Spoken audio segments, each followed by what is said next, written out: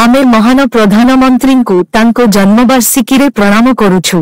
श्री लाल बहादुर शास्त्री उत्तर प्रदेशर मोगलसराई ठारे 1904 मसीहा अक्टोबर 2 तारिख रे दिन जन्मग्रहण करिथिले। निजर विनम्रता पाई जनाशुना लाल बहादुर शास्त्री को कुशल नेतृत्व एवं जनकल्याणकारी विचार पाई सबुबेले मनरे रहिबे। तांको परी विनम्रता व्यक्तिंको परी प्रधानमंत्री आज पर्यंत नाहंती। छोट बेलरू तांको जीवन संघर्ष रे बीतीथिला। मात्र 16 वर्ष बयसरे महात्मा गांधी को असहयोग आंदोलन रे भाग नेई लाल बहादुर शास्त्री भारत को स्वाधीनता देबाकू लड़ीथिले। समस्तंको लागि असरंती प्रेरणार उत्स थिले। स्वाधीन भारतर द्वितीय प्रधानमंत्री लाल बहादुर शास्त्री से जड़े बहादुर नेता भावे समस्तंको मनरे स्मरणीय रहिछंती। देशरे सेतेबेले घटिथिबा एक रेल दुर्घटना रे अनेक यात्रींको प्राणहानि घटिथिला एवं एथिपाई से नैतिक दायित्व निज मुंडकू नेई मंत्री पदरू इस्तीफा देइथिले।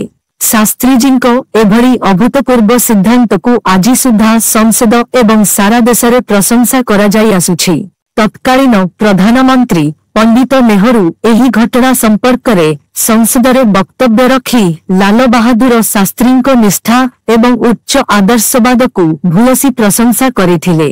से कहिथिले जे एथिपाई से तांकर इस्तीफा पत्र ग्रहण करिछंती जद्रा एहा संवैधानिक व्यवस्था दृष्टिरू एक उच्च परंपरा उदाहरण सृष्टि करिबो।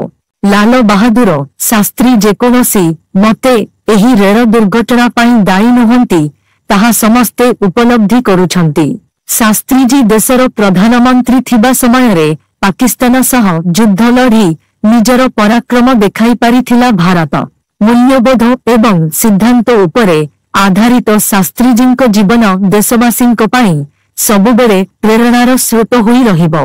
शास्त्री देशर कृषक एवं श्रमिक मानकर नेता भाबरे मध्य जनाशुना। से जय जवान जय किसान स्लोगान देइथिले। पंडित जवाहरलाल नेहरूंको मृत्यु परे 1961 मसीहा जून रे लाल बहादुर शास्त्री देशर प्रधानमंत्री हेले।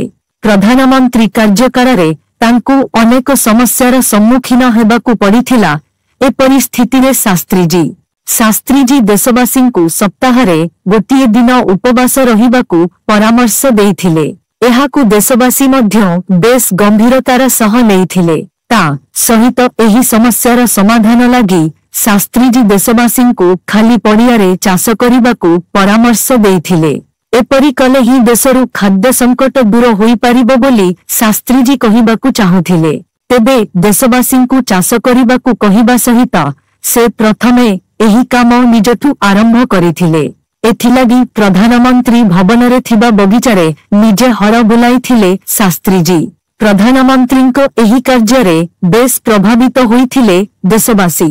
रूसियार प्रधानमंत्री उभय देश मध्यरे शांति प्रतिष्ठा पाई उभय देशर राष्ट्रमुख्यंकू आमंत्रण कले।